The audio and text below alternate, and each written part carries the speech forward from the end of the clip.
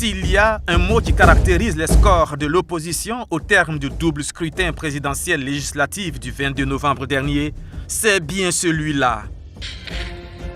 La débâcle.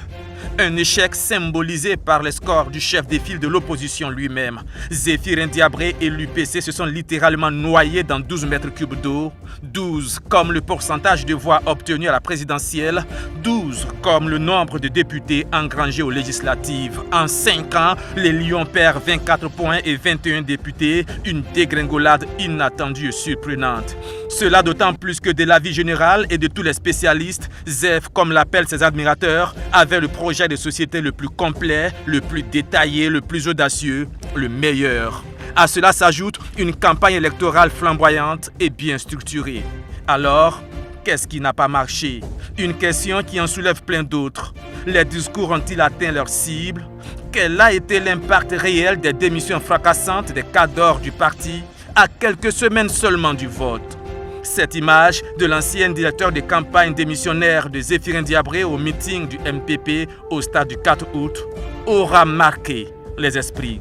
Un coup! On dit que c'est la politique, enfin. Et puis, il y a la question qui fâche par sa délicatesse. Le vote a-t-il été influencé par des pesanteurs socio-ethniques? Aucun sondage, aucune étude ne permettent pour le moment d'y répondre. Seul le résultat des urnes compte. Un résultat qui n'a pas du tout souri à l'autre poids lourd de l'opposition.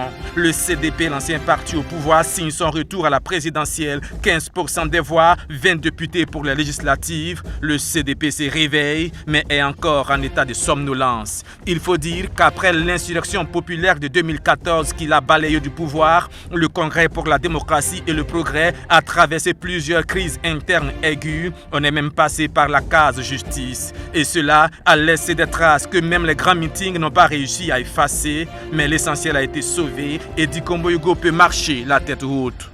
On ne peut pas en dire autant de Gilbert Noël Ouedraogo. L'ADF-RDA s'en sort avec 1,55% des voix et 3 députés. Le parti s'affaisse un peu plus. On semble ne pas avoir pardonné à Gilbert Noël Ouedraogo ce que certains qualifient de trahison lorsqu'il s'est allié au CDP pour la modification de l'article 37 en 2014. Mais là encore, aucune étude ne permet de le prouver. Kadri Désiré Ouedraogo et Tahirou Barry, eux, auront appris amèrement qu'aller à une élection sans une puissante machine de parti peut s'avérer une aventure périlleuse. Pour les néophytes de la présidentielle, les leçons à tirer du scrutin peuvent être diverses et variées. Une nouvelle ère politique commence avec plusieurs inconnus.